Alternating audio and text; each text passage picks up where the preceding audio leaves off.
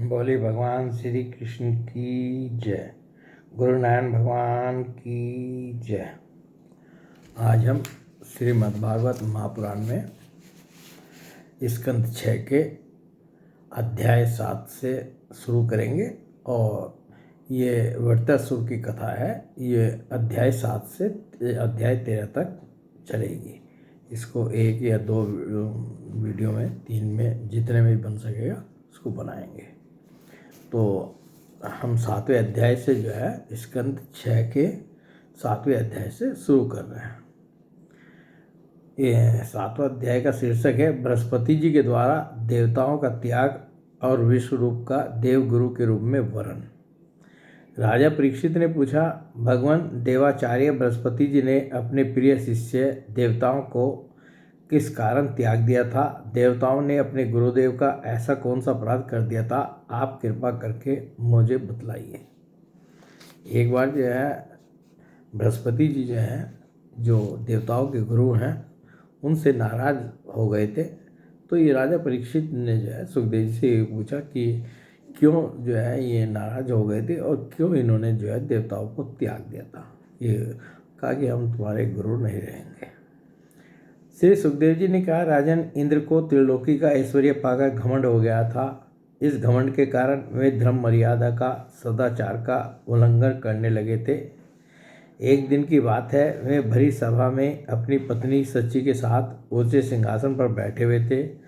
49 मरुदगण, 8 वसु, 11 रुद्र, आदित्य, ऋभुगण, विश्वदेव, साध्यगण और दोनों सोनी कुमार उनकी सेवा में उपस्थित थे। सिद्ध, चारण, गंधर्व, ब्रह्मवादी मुनिगण, विद्याधर, अप्सराएं, किन्नर, पक्षी और नाग उनकी सेवा और स्तुति कर रहे थे। सब और ललित स्वर से देवराज इंद्र की कीर्ति का गान हो रहा था। ऊपर की ओर चंद्रमंडल के समान सुंदर श्वेत छत्र शोभायमान था। चमर, पंखे आदि महाराजोचित सामग्रियाँ यथास्थान सुसज्जित थी। इस दिव्य समाज में देवराज बड़े ही सुशोभित हो रहे थे। तो एक तो देखिए यहाँ पर जो है ये शुरू में आया है कि इंद्र को जो है त्रिलोकी का ऐश्वर्य पाकर घमंड हो गया था। किसी को भी यदि ऐश्वर्य प्राप्त होता है तो उसको घमंड होना जो है वो स्वाभाविक ही है। इस घमंड के कारण वे धर्म मर्यादा का और सदाचार का उल्लंघन करने लगे थे। और जब घमंड होएगा तो उसका कुछ न कुछ परिणाम होगा। तो जैसे इंद्र ने जो है घमंड होने पर धर्म मर्यादा का और सदाचार का जो पालन होता है वो ठीक तरह से नहीं करते थे, उसका उल्लंघन करने लगे थे। तो ये जो है यहाँ पर ये बैठे हुए थे इंद्र अपनी सभा में, और जो उनके सेवकगण और जो दूसरे लोग थे वो उनकी स्तुति वगैरह कर रहे थे। इसी समय देवराज इंद्र और समस्त देवताओं के परम आचार्य बृहस्पति जी वहाँ आए। तो जिस समय इंद्र अपनी सभा में बैठे हुए थे और ये सब चल रहा था, तो बृहस्पति जी उस समय आए। उन्हें सुर असुर सभी नमस्कार करते हैं। इंद्र ने देख लिया कि वे सभा में आए हैं, परंतु वे न तो खड़े हुए और न आसन आदि देकर गुरु का सत्कार ही किया, यहाँ तक कि वे अपने आसन से हिले डुले तक नहीं। और घमंडी व्यक्ति का जो है जैसा स्वभाव हो जाता है कि गुरु भी आ रहा है तो भी वो जो है अपने आप को ही बहुत, घमंड का मतलब यही है कि अपने आप को बहुत ऊंची चीज़ समझ रहे हैं।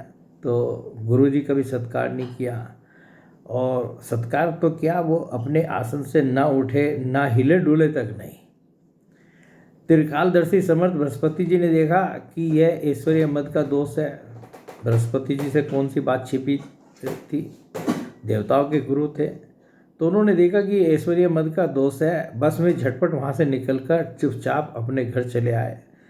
तो इस प्रकार जो उन्होंने अपने आप को अपमानित महसूस किया, तो वो जो है उस सभा को छोड़ करके तुरंत जो है वहाँ से चल दिए और अपने घर के लिए चल दिए। परीक्षित उसी समय देवराज इंद्र को चेत हुआ। वे समझ गए कि मैंने अपने गुरुदेव की अवहेलना की है। वे भरी सभा में स्वयं ही अपनी निंदा करने लगे। अब जब वो चले गए बृहस्पति जी, तो इंद्र को थोड़ा सा एहसास हुआ कि भाई मेरे से कुछ अपराध हो गया है और मैंने जो है गुरुजी आए थे उनका मान सम्मान नहीं किया, उनकी अवहेलना हुई है। तो वो भरी सभा में जो है स्वयं जो है अपने बारे में जो है कहने लगे, हाय हाय, बड़े खेद की बात है कि भरी सभा में मूर्खतावश मैंने ऐश्वर्य के नशे में चूर होकर अपने गुरुदेव का तिरस्कार कर दिया। सचमुच मेरा यह क्रम अत्यंत निंदनीय है। भला कौन विवेकी पुरुष इस स्वर्ग की राजलक्ष्मी को पाने की इच्छा करेगा? देखो तो सही, आज इसी ने मुझ देवराज को भी असुरों के से रजोगुनी भाव से भर दिया। जो लोग ये कहते हैं कि सार्वभौम राज सिंहासन पर बैठा हुआ सम्राट किसी के आने पर राज सिंहासन से न उठे, वे धर्म का वास्तविक स्वरूप नहीं जानते। ऐसा उपदेश करने वाले कुमार्ग की ओर ले जाने वाले हैं, वे स्वयं घोर नरक में गिरते हैं। उनकी बात पर जो लोग विश्वास करते हैं वे पत्थर की नाव की तरह डूब जाते हैं। मेरे गुरुदेव बृहस्पति जी ज्ञान के अथाह समुद्र हैं। मैंने बड़ी सठता की है, अब मैं उनके चरणों में अपना माथा टेक कर उन्हें मनाऊंगा। तो सद्बुद्धि तो इंद्र को आ गई और अपनी गलती भी महसूस कर ली, और ये हुआ कि भाई अब जो है गुरुजी नाराज़ हो गए हैं, गुरुजी की अवहेलना हुई है, तो हमें जो है उनको मनाना भी चाहिए, और मनाने की अब वो कोशिश में लग गए। परीक्षित, देवराज इंद्र इस प्रकार सोच ही रहे थे कि भगवान बृहस्पति जी अपने घर से निकलकर योग बल से अंतर्ध्यान हो गए। तो अब बृहस्पति जी तो जो है अपने आप को अपमानित महसूस करके वहाँ से निकले थे, घर गए, और फिर उनको पता चला कि भाई इंद्र जो है उनको ढूंढने आ रहा है, मनाने आ रहा है, तो वो अंतर्ध्यानी हो गए। देवराज इंद्र ने अपने गुरुदेव को बहुत ढूंढवाया, परंतु उनका कहीं पता नहीं चला। तब वे गुरु के बिना अपने को सुरक्षित न समझकर देवताओं के साथ अपनी बुद्धि के अनुसार स्वर्ग की रक्षा का उपाय सोचने लगे, परंतु वे कुछ भी सोच नहीं सके। उनका चित्त अशांति बना रहा। और देखिए, ये जो है जितने भी चाहे वो इंद्र हैं, चाहे वो असुर थे, दूसरे पक्ष के लोग, तो इन सब के गुरु थे। देवताओं के गुरु बृहस्पति जी थे, असुरों के गुरु शुक्राचार्य जी थे, और इनका जो राज शासन वगैरह जो भी चलता था वो सिर्फ इनकी निर्देशानुसार चलता था, इनकी कृपा से ही चलता था। यदि गुरु के बिना जो है, ये गुरु के बिना हो जाते थे, गुरु विहीन हो जाते थे, तो ये अपने आप को असुरक्षित समझने लगते थे कि अब गुरु जी जो है नहीं है, तो अब हमारा राजपाट जो है ये सब कभी भी किसी भी समय जा सकता है। तो ऐसा ही जो है ये बृहस्पति जी ने भी सोचा। परीक्षित, दैत्यों को भी देवगुरु बृहस्पति और देवराज इंद्र की अनबन का पता लग गया। तब उन मदोन्मत्त और आतताई असुरों ने अपने गुरु शुक्राचार्य के आदेशानुसार देवताओं पर विजय पाने के लिए धावा बोल दिया। और जब असुरों को ये पता चल गया कि भाई देवताओं में और उनके गुरु जी बृहस्पति जी में अनबन हो गई है और वो उनसे नाराज़ होकर चले गए हैं, तो उनको अच्छा मौका मिल गया, और उन्होंने कहा कि अपने गुरु शुक्राचार्य जी के पास असुर लोगों ने गए, सलाह की और देवताओं के ऊपर धावा बोल दिया। उन्होंने देवताओं पर इतने तीखे तीखे बाणों की वर्षा की कि उनके मस्तक, जंघा, बाहों आदि अंग कट कट कर गिरने लगे। तब इंद्र के साथ सभी देवता सिर झुकाकर ब्रह्मा जी की शरण में गए, और जब देवताओं पर इस तरह से आक्रमण हुआ और इतने संकट में वो पड़ गए, तो देवता जो है सब ब्रह्मा जी की शरण में गए। स्वयंभू एवं समर्थ ब्रह्मा जी ने देखा कि देवताओं की तो सचमुच बड़ी दुर्दशा हो रही है, अतः उनका हृदय करुणा से भर गया। वे देवताओं को धीरज बंधाते हुए कहने लगे। ब्रह्मा जी ने कहा, देवताओं, यह बड़े खेद की बात है, सचमुच तुम लोगों ने बहुत बुरा काम किया। हरे हरे, तुम लोगों ने ऐश्वर्य के मद से अंधे होकर ब्रह्मज्ञानी, वेदज्ञ एवं संयमी ब्राह्मण का सत्कार नहीं किया।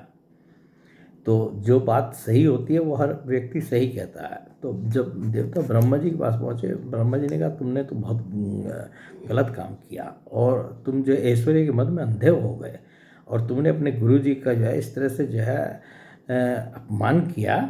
तो देवताओं, तुम्हारी उसी अनीति का यह फल है कि आज समृद्धशाली होने पर भी तुम्हें अपने निर्बल शत्रुओं के सामने नीचा देखना पड़ा, जबकि तुम समृद्धशाली हो। परंतु जो है आज जो है उसी का परिणाम है जो तुमने गुरु का अपने अपमान किया, कि तुम जो है उन असुरों से जो है, जो निर्बल हैं, निर्बल तुम्हारे सामने कुछ भी नहीं है शत्रु, उनके सामने तुम्हें नीचा देखना पड़ रहा है। देवराज देखो, तुम्हारे शत्रु भी पहले अपने गुरुदेव शुक्राचार्य का तिरस्कार करने के कारण अत्यंत निर्बल हो गए थे, परंतु अब भक्ति भाव से उनकी आराधना करके वे फिर धन जन से संपन्न हो गए हैं। देवताओं, मुझे तो ऐसा मालूम पड़ रहा है कि शुक्राचार्य को अपना आराध्य देव मानने वाले ये दैत्य लोग कुछ दिनों में मेरा ब्रह्मलोक भी छीन लेंगे। तो ब्रह्मा जी कहने लगे कि भाई देखो, इन्होंने भी, असुरों ने भी एक बार गलती की थी, इन्होंने अपने गुरु जी की अवहेलना की थी, अपमान किया था, तो जो है ये निर्बल हो गए थे, परंतु अब जो है फिर वो मान सम्मान और सब हो करके ये फिर बलशाली हो गए हैं। शुक्राचार्य जी को अपने गुरु का मान सम्मान दे करके, आदर सत्कार करके ये फिर बलशाली हो गए हैं। और तुम्हारी तो क्या, मुझे ऐसा लगता है कि ये इतने बलशाली हो गए हैं कि मेरा ब्रह्मलोक तक ना छीन लें। ये इस प्रकार जो है ब्रह्मा जी ने जो है देवताओं से कहा। भृगुवंशियों ने इन्हें अर्थशास्त्र की पूरी शिक्षा दे रखी है। ये जो कुछ करना चाहते हैं उसका भेद तुम लोगों को नहीं मिल पाता। उनकी सलाह बहुत गुप्त होती है। ऐसी स्थिति में वे स्वर्ग को तो समझते ही क्या है, वे चाहे जिस लोक को जीत सकते हैं। अब वो मतलब उनकी स्थिति ये है। सच है, जो श्रेष्ठ मनुष्य ब्राह्मण, गोविंद और गौओं को अपना सर्वस्व मानते हैं और जिन पर उनकी कृपा रहती है, उनका कभी अमंगल नहीं होता। ये ब्रह्मा जी जो है देवताओं को समझा रहे हैं कि जो मनुष्य जो है ब्राह्मण, गोविंद और गौओं को अपना सर्वस्व मानते हैं और जिन पर उनकी कृपा होती है, उनका कभी अमंगल नहीं होता। इसलिए अब तुम लोग शीघ्र ही त्वष्टा के पुत्र विश्वरूप के पास जाओ और उन्हीं की सेवा करो। वे सच्चे ब्राह्मण, तपस्वी और संयमी हैं। यदि तुम लोग उनके असुरों के प्रति प्रेम को क्षमा कर सकोगे और उनका सम्मान करोगे तो वे तुम्हारा काम बना देंगे। और असुरों से बचने का, असुरों से रक्षा का जो है उपाय भी ब्रह्मा जी ने बता दिया कि तुम जो है त्वष्टा जी के पुत्र हैं, ये विश्वरूप श्रेष्ठ ब्राह्मण है, तुम उनके पास जाओ और उनको अपना गुरु बना लो। और यदि वो, हाँ, और कुछ शर्त भी रखी।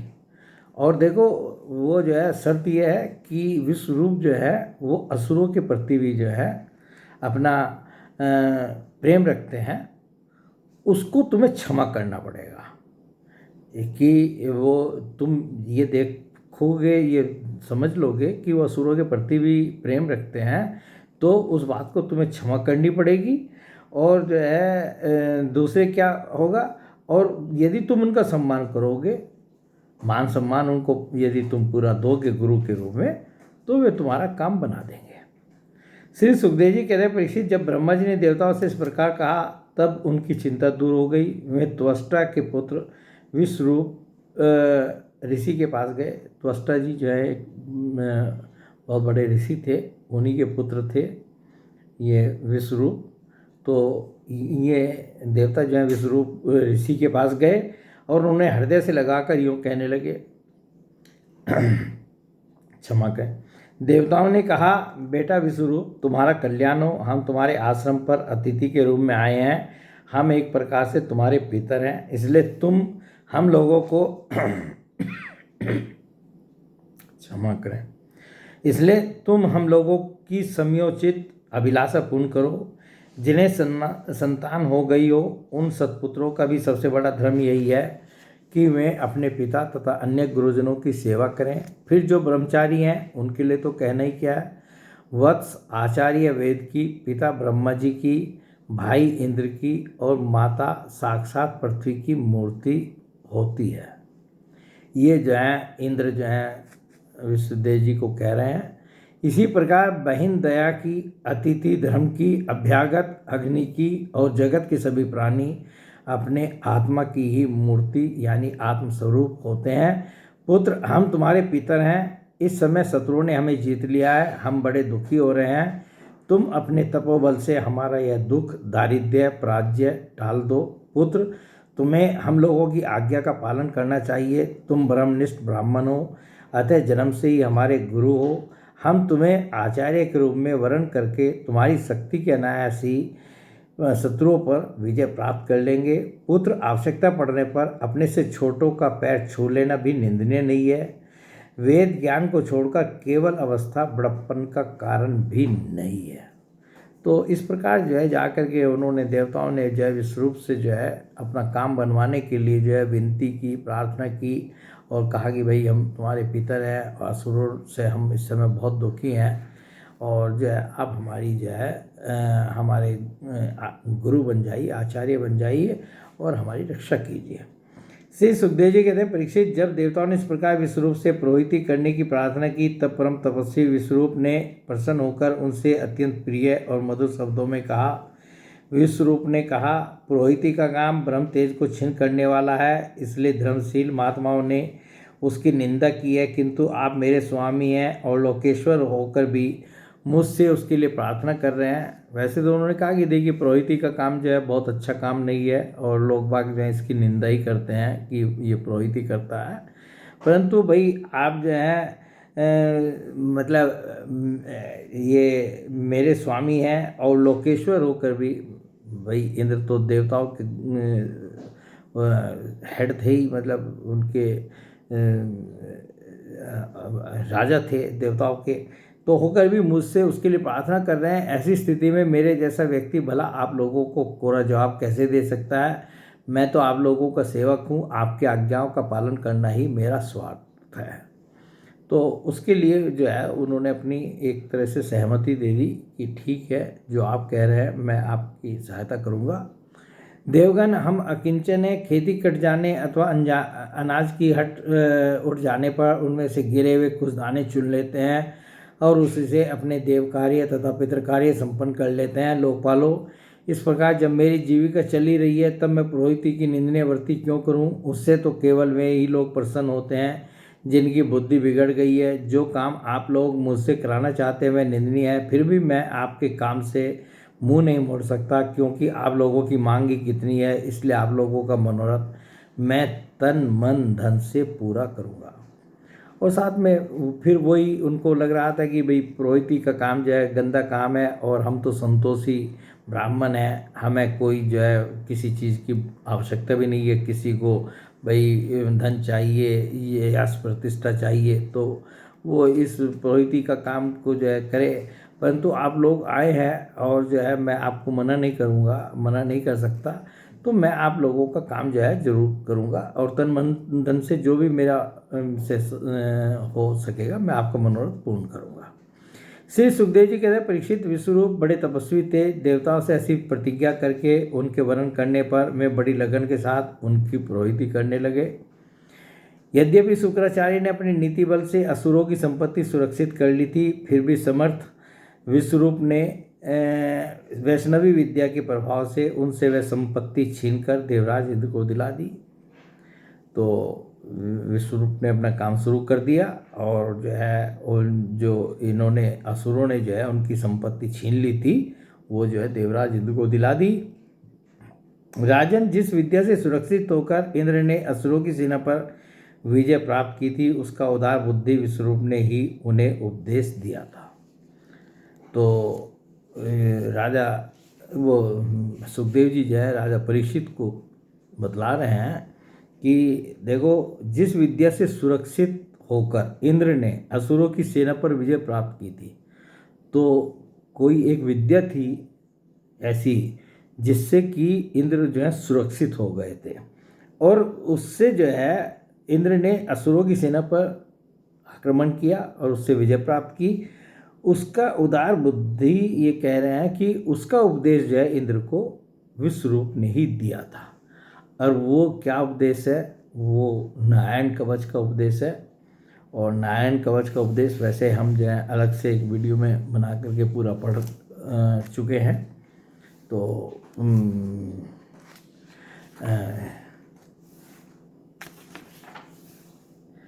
तो इस अध्याय को जो है हम यहाँ पर छोड़ दे रहे हैं। इसमें थोड़ा सा जो है बस इसका वो प्रसंग बतला दे रहे हैं और नारायण कवच जो पूर्ण रूप से है वो दूसरे वीडियो में बना हुआ है। राजा परीक्षित ने पूछा, भगवान देवराज इंद्र ने जिससे सुरक्षित होकर शत्रुओं की चतुरंगिनी सेना को खेल खेल में अनायास ही जीतकर त्रिलोकी राज लक्ष्मी का उपभोग किया, आप उस नारायण कवच को मुझे सुनाइए और यह भी बतलाइए कि उन्होंने उससे सुरक्षित होकर रणभूमि में किस प्रकार आक्रमणकारी शत्रुओं पर विजय प्राप्त की। श्री सुखदेव जी ने कहा, परीक्षित, जब देवताओं ने विश्वरूप को पुरोहित बना लिया तब देवराज इंद्र के प्रश्न करने पर विश्वरूप ने उन्हें नारायण कवच का उपदेश किया, तुम एकाग्र चित्त से उसका श्रवण करो। तो विश्वरूप ने जो नारायण कवच जो है उनको बताया था कि कैसे कैसे जो है इसको धारण करते हैं, और फिर नारायण कवच जो सुनाया था।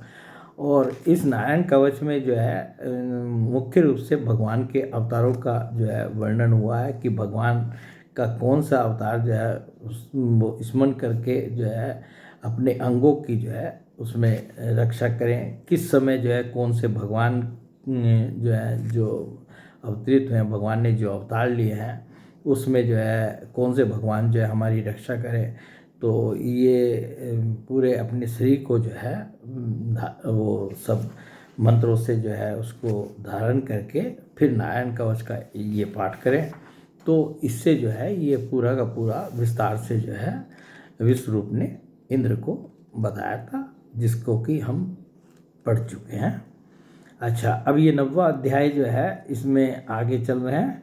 विश्वरूप का वध, वृत्रासुर द्वारा देवताओं की हार और भगवान की प्रेरणा से देवताओं का दधीची ऋषि के पास जाना।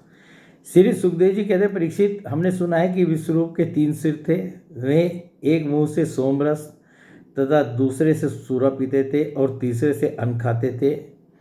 उनके पिता त्वष्टा आदि 12 आदित्य देवता थे, इसलिए वे यज्ञ के समय प्रत्यक्ष रूप से ऊंचे स्वर से बोलकर बड़े विनय के साथ देवताओं को आहुति देते थे। विश्वरूप के 3 सिर थे, 3 सिर क्या 3 मुख समझ लीजिए। तो एक जो है एक से तो वो सोमरस पीते थे, दूसरे से सूरा पीते थे और तीसरे से अन्न खाते थे। तो उनके जो पिता थे वो त्वष्टा जो हैं वो 12 आदित्य देवता थे, इसलिए वे यज्ञ के समय तो ऊंचे स्वर से बोलकर जो है बड़े विनय के साथ देवताओं को आहुति देते थे। एक मुख से तो जो है वो ये करते थे। साथ ही वे छिप छिप कर असुरों को भी आहुति दिया करते थे। उनकी माता असुर कुल की थी। विश्वरूप की जो माता थी वो असुर कुल की थी, तो इसलिए जो है माता के निमित्त जो है वो असुरों को भी आहुति देते थे। एक मुख से जो है वो मदिरा ये सोमरस और ये एक से तो सोमरस पी लिया और दूसरे से जो सूरा पीते थे, मतलब जो असुरों को देने के लिए वो सूरा पीते थे।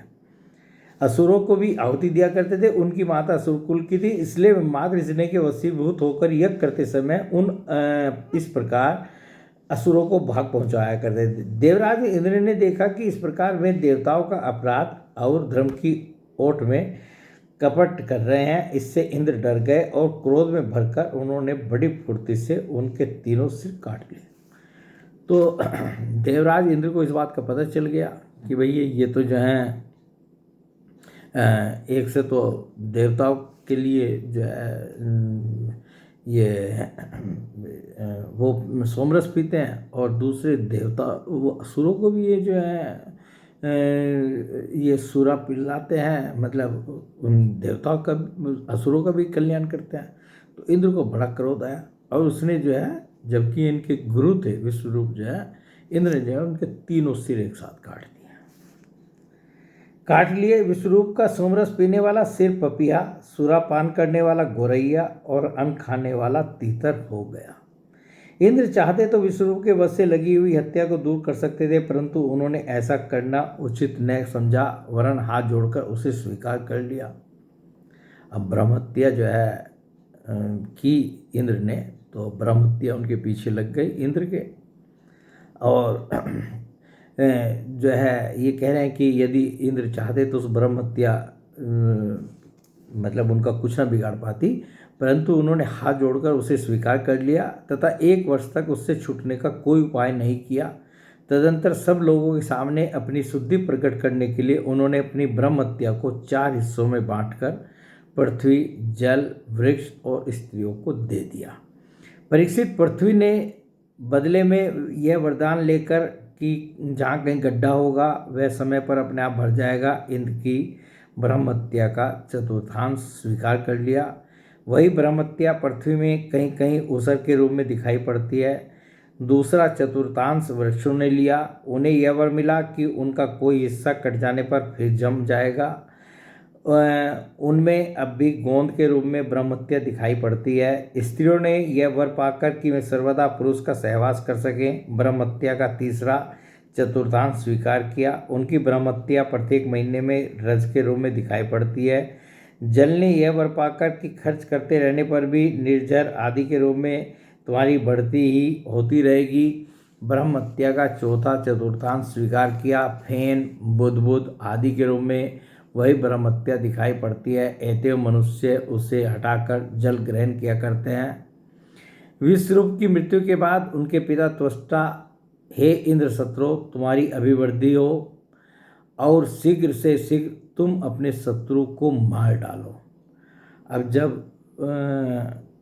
उनको त्वष्टा ऋषि को, जो विश्वरूप के पिता थे, उनको पता चला कि इंद्र ने जो है इस प्रकार मेरे पुत्र का वध कर दिया है, तो उनको बहुत क्रोध आया और उन्होंने जो है एक जो है इस मंत्र से इंद्र का शत्रु उत्पन्न करने के लिए हवन करने लगे, तो कि इंद्र का घाती जो है, मतलब इंद्र को मारने वाला जो है वो उत्पन्न हो। वह इस मंत्र से इंद्र का उत्पन्न करने के लिए हवन करने लगे।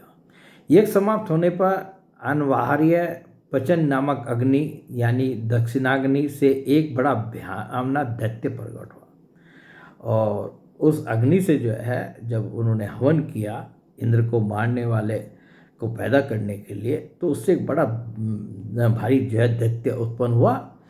वह ऐसा जान पड़ता था मानो लोगों का नाश करने के लिए प्रलयकालीन विकराल काली प्रकट हुआ हो। परीक्षित, वह प्रतिदिन अपने शरीर के सब और बाण के बराबर बढ़ जाया करता था। वह जले हुए पहाड़ के समान काला और बड़े ढील डोल का था। उसके शरीर में से संध्याकालीन बादलों के समान दीप्ति निकलती रहती थी। उसके सिर के बाल और दाढ़ी मूंछ तपे हुए तांबे के समान लाल रंग के तथा नेत्र दोपहर के सूर्य के समान प्रचंड थे।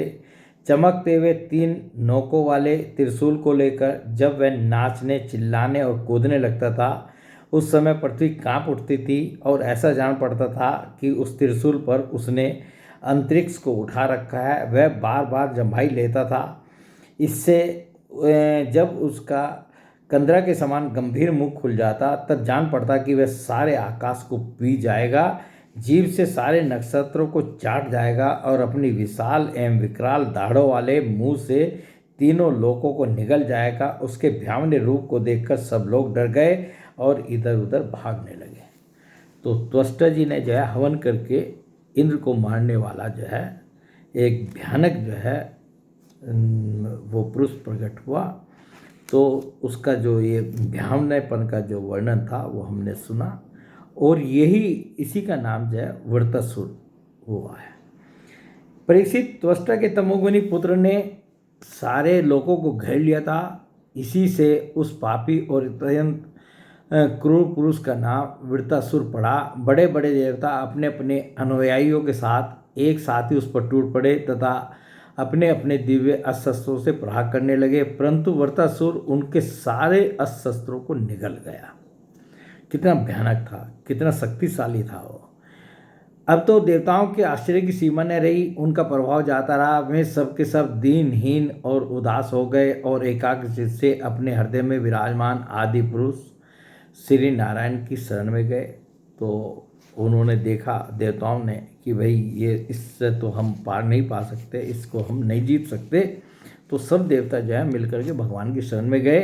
देवताओं ने भगवान से प्रार्थना की, वायु, आकाश, अग्नि, जल और पृथ्वी, ये पांचों भूत, इनसे बने हुए तीनों लोक, उनके अधिपति ब्रह्मादि तथा हम सब देवता जिस काल से डरकर उसे पूजा सामग्री की भेंट दिया करते हैं, वही काल भगवान से भयभीत रहता है, इसलिए अब भगवान ही हमारे रक्षक हैं। प्रभु, आपके लिए कोई नई बात न होने के कारण कुछ भी देखकर आप विस्मित नहीं होते। आप अपने स्वरूप के साक्षात्कार से ही सर्वथा पूर्ण, काम, सम एवं शांत हैं। जो आपको छोड़कर किसी दूसरे की शरण लेता है वह मूर्ख है। वह मानो कुत्ते की पूंछ पकड़कर समुद्र पार करना चाहता है। वैवस्वत मनु पिछले कल्प के अंत में जिनके विशाल सींग में पृथ्वी रूप नौका को बांधकर अनायास ही प्रलयकालीन संकट से बच गए, वे ही मत्स्य भगवान हम शरणागतों को वृत्रासुर के द्वारा उपस्थित किए हुए दुस्तर भय से अवश्य बचाएंगे। प्राचीन काल में प्रचंड पवन के थपेड़ों से उठी हुई उत्ताल तरंगों की गर्जना के कारण ब्रह्मा जी भगवान के नाभि कमल से अत्यंत भयानक प्रलयकालीन जल में गिर पड़े थे। यद्यपि वे असहाय थे, तथापि जिनकी कृपा से वे उस विपत्ति से बच सके, वही भगवान हमें इस संकट से पार करेंगे। देखिए यहाँ पर भी जो है, इस स्तुति में भी जो है देवता जो भगवान की स्तुति कर रहे हैं, ये भगवान से प्रार्थना कर रहे हैं, इसमें भी भगवान के अवतारों का वर्णन आ रहा है। उन्हीं प्रभु ने अद्वितीय होने पर भी अपनी माया से हमारी रचना की और उन्हीं के अनुग्रह से हम लोग सृष्टि कार्य का संचालन करते हैं। यद्यपि वे हमारे सामने ही सब प्रकार की चेष्टाएं कर करा रहे हैं, तथापि हम स्वतंत्र ईश्वर हैं। अपने इस अभिमान के कारण हम लोग उनके स्वरूप को देख नहीं पाते। वे प्रभु जब देखते हैं कि देवता अपने शत्रुओं से बहुत पीड़ित हो रहे हैं, तब वे वास्तव में निर्विकार रहने पर भी अपनी माया का आश्रय लेकर देवता, ऋषि, पशु, पक्षी और मनुष्य आदि योनियों में अवतार लेते हैं तथा युग युग में हमें अपना समझकर हमारी रक्षा करते हैं। वही सबके आत्मा और परम आराध्य देव हैं। वही प्रकृति और पुरुष रूप से विश्व के कारण हैं। वे विश्व से पृथक भी हैं और विश्वरूप भी हैं। हम सब उन्हीं शरणागत वत्सल भगवान श्री हरि की शरण ग्रहण करते हैं। उदार शिरोमणि प्रभु अवश्य ही अपने निज जन हम देवताओं का कल्याण करेंगे। तो इस प्रकार जो है देवताओं ने जो है भगवान की जाकर के प्रार्थना की। श्री सुखदेव जी कहते हैं, महाराज, जब देवताओं ने इस प्रकार भगवान की स्तुति की, तब स्वयं शंख, चक्र, गदा, पद्मधारी भगवान उनके सामने पश्चिम की ओर अंतर्देश में प्रकट हुए। भगवान के नेत्र शरतकालीन कमल के समान खिले हुए थे। उनके साथ 16 पार्षद उनकी सेवा में लगे हुए थे। वे देखने में सब प्रकार से भगवान के समान ही थे। केवल उनके वक्षस्थल पर श्रीवत्स का चिन्ह और गले में कौस्तुभ मणि नहीं थी। परीक्षित, भगवान का दर्शन पाकर सभी देवता आनंद से विवल हो गए। उन लोगों ने धरती पर लौटकर साष्टांग दंडवत किया और फिर धीरे धीरे उठकर वे भगवान की स्तुति करने लगे। जब भगवान प्रकट हो गए तो फिर देवताओं ने फिर स्तुति की। देवताओं ने कहा, भगवान, यज्ञ में स्वर्ग आदि देने की शक्ति और उनके फल की सीमा निश्चित करने वाले काल भी आप ही हैं। यज्ञ में विघ्न डालने वाले दैत्यों को आप चक्र से छिन्न-भिन्न कर डालते हैं, इसलिए आपके नामों की कोई सीमा नहीं है। हम आपको बार बार नमस्कार करते हैं। विधाता सत्व, रज और तम, इन 3 गुणों के अनुसार जो उत्तम, मध्यम और निकृष्ट गतियाँ प्राप्त होती हैं, उनके नियामक आप ही हैं। आपके परम पद का वास्तविक स्वरूप इस कार्य रूप जगत का कोई आधुनिक प्राणी नहीं जान सकता। भगवान नारायण वासुदेव, आप आदि पुरुष यानी जगत के परम कारण और महापुरुष अर्थात पुरुषोत्तम हैं। आपकी महिमा असीम है। आप परम मंगल में परम कल्याण स्वरूप और परम दयालु हैं। आप ही सारे जगत के आधार एवं अद्वितीय हैं। केवल आप ही सारे जगत के स्वामी हैं। आप सर्वेश्वर हैं तथा सौंदर्य और मृदुलता की अधिष्ठात्री देवी लक्ष्मी के परम पति हैं। प्रभु परमहंस परिवार्जक विरक्त महात्मा जब आत्मसंयम रूप परम समाधि से भली भांति आपका चिंतन करते हैं, तब उनके हृदय शुद्ध हृदय में परमहंसों के धर्म वास्तविक भगवत भजन का उदय होता है। इससे उनके हृदय के अज्ञान रूप किवाड़ खुल जाते हैं और उनके आत्मलोक में आप आत्मानंद के रूप में बिना किसी आवरण के प्रकट हो जाते हैं और वे आपका अनुभव करके निहाल हो जाते हैं। हम आपको बार बार नमस्कार करते हैं।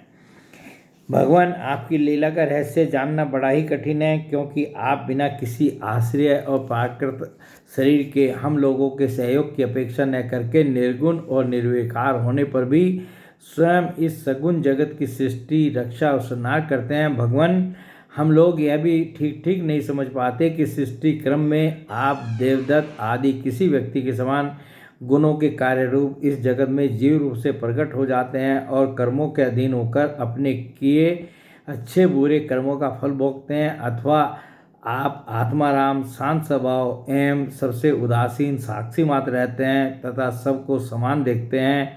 हम तो यह समझते हैं कि यदि आप में ये दोनों बातें रहें तो भी कोई विरोध नहीं है, क्योंकि आप स्वयं भगवान हैं। आपके गुण अगणित हैं, महिमा अगाध है, आप सर्वशक्तिमान हैं। आधुनिक लोग अनेकों प्रकार के विकल्प, वितर्क, विचार, झूठे प्रमाण और कुतर्कपूर्ण शास्त्रों का अध्ययन करके अपने हृदय को दूषित कर लेते हैं और यही कारण है कि वे दुराग्रही हो जाते हैं। आप में उनके वाद विवाद के लिए अवसर ही नहीं है। आपका वास्तविक स्वरूप समस्त मायामय पदार्थों से परे केवल है। जब आप उसी में अपनी माया को छिपा लेते हैं तब ऐसी कौन सी बात है जो आप में नहीं हो सकती। इसलिए आप साधारण पुरुषों के समान कर्ता भोक्ता भी हो सकते हैं और महापुरुषों के समान उदासीन भी।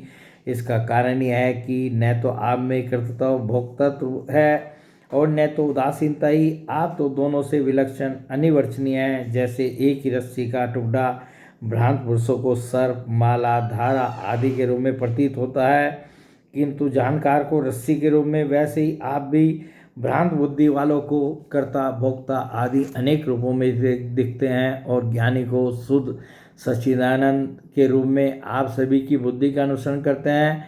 विचार पूर्वक देखने से मालूम होता है कि आप इस समस्त वस्तुओं में वस्तुत्व के रूप में विराजमान हैं, सबके स्वामी हैं और संपूर्ण जगत के कारण ब्रह्मा, प्रकृति आदि के भी कारण हैं। आप सबके अंतर्यामी अंतरात्मा हैं। इसलिए जगत में जितने भी गुण दोष प्रतीत हो रहे हैं उन सब की प्रतीतियाँ अपने अधिष्ठान स्वरूप आपका ही संकेत करती हैं। और श्रुतियों ने समस्त पदार्थों का निषेध करके अंत में निषेध की अवधि के रूप में केवल आपको ही शेष रखा है।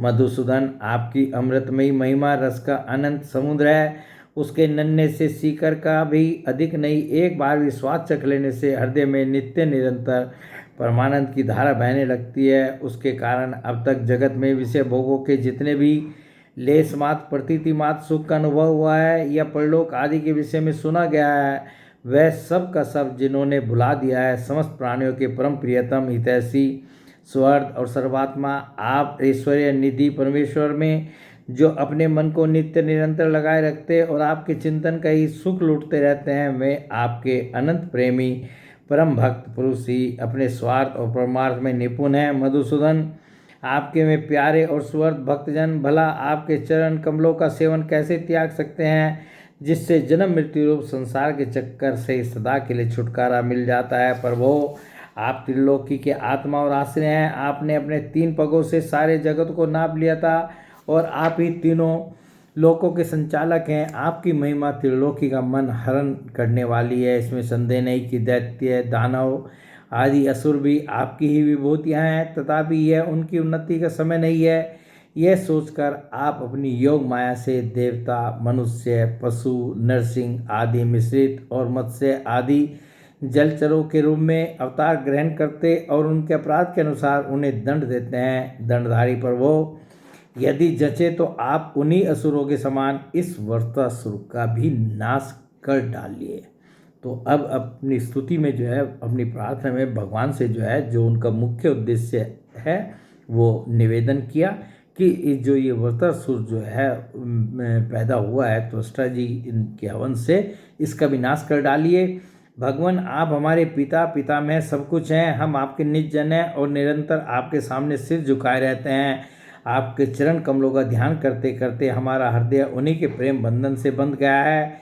आपने हमारे सामने अपने दिव्य गुणों से युक्त साकार विग्रह प्रकट करके हमें अपनाया है। इसलिए प्रभु, हम आपसे प्रार्थना करते हैं कि आप अपनी दया भरी, विशद, सुंदर और शीतल मुस्कान युक्त चितवन से तथा अपने मुखारविंद से टपकते हुए मनोहर वाणी रूप सुमधुर सुधा बिंदु से हमारे हृदय का ताप शांत कीजिए, हमारे अंतर की जलन बुझाइए। प्रभु, जिस प्रकार अग्नि की ही अंशभूत चिंगारियाँ आदि अग्नि को प्रकाशित करने में असमर्थ हैं, वैसे ही हम भी आपको अपना कोई भी स्वार्थ परमार्थ निवेदन करने में असमर्थ हैं। आपसे भला कहना ही क्या है, क्योंकि आप संपूर्ण जगत की उत्पत्ति, स्थिति और लय करने वाली दिव्य माया के साथ विनोद करते रहते हैं और समस्त जीवों के अंतःकरण में ब्रह्म और अंतर्यामी के रूप में विराजमान रहते हैं। केवल इतना ही नहीं, उनके बाहर भी प्रकृति के रूप में आप ही विराजमान हैं। जगत में जितने भी देश, काल, शरीर और अवस्था आदि हैं, उनके उपादान और प्रकाशक के रूप में आप ही उनका अनुभव करते रहते हैं। आप सभी वृत्तियों के साक्षी हैं। आप आकाश के समान सर्वगत हैं, निर्लिप्त हैं। आप स्वयं परब्रह्म परमात्मा हैं। अतएव हम अपना अभिप्राय आपसे निवेदन करें, इसकी अपेक्षा न रखकर जिस अभिलाषा से हम लोग यहाँ आए हैं उसे पूर्ण कीजिए। कि जिस अभिलाषा से हम यहाँ आए हैं उसे भगवान आप पूर्ण कीजिए। आप अचिंत्य, ऐश्वर्य संपन्न और जगत के परम गुरु हैं। हम आपके चरण कमलों की छत्र छाया में आए हैं, जो विविध पापों के फलस्वरूप जन्म मृत्यु रूप संसार में भटकने की थकावट को मिटाने वाली है। सर्वशक्तिमान श्री कृष्ण वरदासुर ने हमारे प्रभाव और शस्त्रों को तो निगल ही लिया है, अब वह तीनों लोगों को भी ग्रस रहा है। आप उसे मार डालिए। प्रभु, आप शुद्ध स्वरूप, हृदय स्थित, शुद्ध ज्योतिर्मय, आकाश, सबके साक्षी, अनादि, अनंत और उज्ज्वल कीर्ति संपन्न है। संत लोग आपका ही संग्रह करते हैं।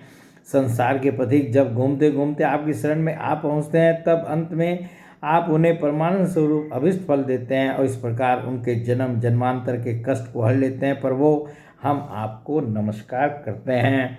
श्री सुखदेव जी कह रहे हैं, परीक्षित, जब देवताओं ने बड़े आदर के साथ इस प्रकार भगवान का स्तवन किया, तब वे अपनी स्तुति सुनकर बहुत प्रसन्न हुए तथा उनसे कहने लगे। भगवान ने जब अपनी स्तुति सुनी, देवताओं ने जो की थी, तो भगवान ने उनसे कहा, श्रेष्ठ देवताओं, तुम लोगों ने स्तुति युक्त ज्ञान से मेरी उपासना की है, इससे मैं तुम लोगों पर प्रसन्न हूँ। इस स्तुति के द्वारा जीवों को अपने वास्तविक स्वरूप की स्मृति और मेरी भक्ति प्राप्त होती है। देखिए, यही तो दो चीज़ प्राप्त करनी होती है, एक तो अपने स्वरूप की स्मृति हो जाए किसी को और भगवान की भक्ति प्राप्त हो जाए। तो ये कह रहे हैं कि इस स्तुति से जो है भगवान स्वयं कह रहे हैं कि अपने वास्तविक स्वरूप की स्मृति और मेरी भक्ति प्राप्त होती है। देव शिरोमणियों, मेरे प्रसन्न हो जाने पर कोई भी वस्तु दुर्लभ नहीं रह जाती, तथापि मेरे अनन्य प्रेमी तत्वेता भक्त मुझसे मेरे अतिरिक्त और कुछ भी नहीं चाहते। जो पुरुष जगत के विषयों को सत्य समझता है, वह नासमझ अपने वास्तविक कल्याण को नहीं जानता। यही कारण है कि वह विषय चाहता है, परंतु यदि कोई जानकर उसे उसकी इच्छित वस्तु दे देता है, तो वह भी वैसा ही नासमझ है। जो पुरुष मुक्ति का स्वरूप जानता है, वह अज्ञानी को भी कर्मों में फंसने का उपदेश नहीं देता। जैसे रोगी के चाहते रहने पर भी सद्वैद उसे कुपथ्य नहीं देता। देवराज इंद्र, तुम लोगों का कल्याण हो, अब देर मत करो, ऋषि शिरोमणि दधीची के पास जाओ। अब भगवान ने जो है इंद्र को क्या आदेश दिया कि तुम दधीची ऋषि शिरोमणि दधीची के पास जाओ। जो ऋषियों के शिरोमणि हैं दधीची, उनके पास जाओ और उनसे उनका शरीर जो उपासना, व्रत तथा तपस्या के कारण अत्यंत दृढ़ हो गया है, मांग लो। और क्या मांग लो? दधीची के पास जाओ और उनका शरीर मांग लो। अश्वनी कुमार, दधीची ऋषि को शुद्ध ब्रह्म का ज्ञान है। अश्वनी कुमारों को घोड़े के सिर से उपदेश करने के कारण उनका एक नाम अश्वसिर भी है। उनकी उपदेश की हुई आत्मविद्या के प्रभाव से ही दोनों अश्वनी कुमार जीवन मुक्त हो गए। अथर्ववेदी दधीची ऋषि ने ही पहल मेरे स्वरूपभूत अभेद्य नारायण कवच का त्वष्टा को उपदेश किया था। और ये जो त्वष्टा ने जो तुम्हें नारायण कवच का उपदेश किया है, ये वास्तव में जो है दधीची ऋषि ने ही पहल मेरे स्वरूपभूत अभेद्य नारायण कवच का त्वष्टा को उपदेश किया था। और त्वष्टा ऋषि ने जो है अपने पुत्र विश्वदेव को किया था। त्वष्टा ने वही विश्वरूप को दिया और विश्वरूप से तुम्हें मिला। दधीची ऋषि धर्म के परम मर्मज्ञ हैं। वे तुम लोगों को अश्वनी कुमार के मांगने पर अपने शरीर के अंग अवश्य दे देंगे। इसके बाद विश्वकर्मा के द्वारा उन अंगों से एक श्रेष्ठ आयुध तैयार कर लेना। और जब दधीची जो है अपने शरीर के तुम्हें अंग दे दें, तो उन अंगों से जो है तुम एक जो है आयुध तैयार कर लेना, एक वज्र जो है तैयार कर लेना। देवराज, मेरी शक्ति से युक्त होकर तुम उसी शस्त्र के द्वारा वृत्रासुर का सिर काट लोगे। देवताओं, वृत्रासुर के मर जाने पर तुम लोगों को फिर से तेज, अस्त्र और संपत्तियां प्राप्त हो जाएंगी। तुम्हारा कल्याण अवश्यंभावी है, क्योंकि मेरे शरणागतों को कोई सता नहीं सकता। और भगवान ने जो है सब कुछ बता दिया आगे का, कि ऐसे ऐसे जाओ तुम दधीचि ऋषि के पास, उनका शरीर मांग लो, जो उनसे उनके जो अंग होंगे शरीर के उनसे जो है एक तुम अस्त्र तैयार कर लो, या वो वज्र जो है तैयार किया था इंद्र ने, और उसके द्वारा तुम जो है वृत्रासुर का जो है वध कर सकोगे। और जब वृत्रासुर का वध हो जाएगा तो फिर तुम्हें तेज शस्त्र और संपत्तियाँ प्राप्त हो जाएंगी, तुम्हारा कल्याण अवश्यम भावी, भगवान ने कह दिया तुम्हारा कल्याण होगा। और क्योंकि मेरे शरणागतों को कोई सता नहीं सकता, जो मेरा शरणागत है, जो भी भक्त मेरे शरणागत हैं वो उनको कोई सता नहीं सकता। और इसमें एक कथा जो है ये जो बीच में आई थी कि दधीचि ऋषि ने जो है अश्वनी कुमारों को घोड़े के सिर से उपदेश करने के कारण उनका एक नाम असिर भी है। तो वो कथा जो है इसमें श्रीमद् भागवत महापुराण में नीचे दी हुई है, उसको भी हम पढ़ दे रहे हैं। यह कथा इस प्रकार है। दधीचि ऋषि को पर्वज्ञ यज्ञ कर्म विशेष और ब्रह्म विद्या का उत्तम ज्ञान है, यह जानकर एक बार उनके पास अश्वनी कुमार आए और उनसे ब्रह्म विद्या का उपदेश करने के लिए प्रार्थना की। दधीचि मुनि ने कहा, इस समय मैं एक कार्य में लगा हुआ हूँ, इसलिए फिर किसी समय आना। इस पर अश्वनी कुमार चले गए। उनके जाते ही इंद्र ने आकर कहा, मुने अश्वनी कुमार वैद्य हैं, उन्हें तुम ब्रह्म विद्या का उपदेश मत करना। यदि तुम मेरी बात न मानकर उन्हें उपदेश करोगे तो मैं तुम्हारा सिर काट डालूंगा। जब ऐसा कहकर इंद्र चले गए तब अश्वनी कुमारों ने आकर फिर वही प्रार्थना की। मुनि ने इंद्र का सब वृत्तांत सुनाया। इस पर अश्वनी कुमारों ने कहा, हम पहले ही आपका यह सिर काटकर घोड़े का सिर जोड़ देंगे, उससे आप हमें उपदेश करें, और जब इंद्र आपका घोड़े का सिर काट देंगे तब हम फिर असली सिर जोड़ देंगे। मुनि ने मिथ्या भाषण के भय से उनका कथन स्वीकार कर लिया। इस प्रकार अश्वमुख से उपदेश की जाने के कारण ब्रह्म विद्या का नाम अश्वशिरा पड़ा। तो जो इन्होंने जो है अश्वनी कुमारों को जो उपदेश दिया था, ब्रह्म विद्या दी थी, तो जो है वो अश्वशिरा से जो है घोड़े के सिर से जो है दी थी, उसकी एक कथा है। तो ये अध्याय जो है यहाँ पर समाप्त हो जाता है। और आज इस वीडियो को जो है अभी हम यहाँ पर विश्राम देते हैं। बोले भगवान श्री कृष्ण की जय, गुरु नानक भगवान की जय।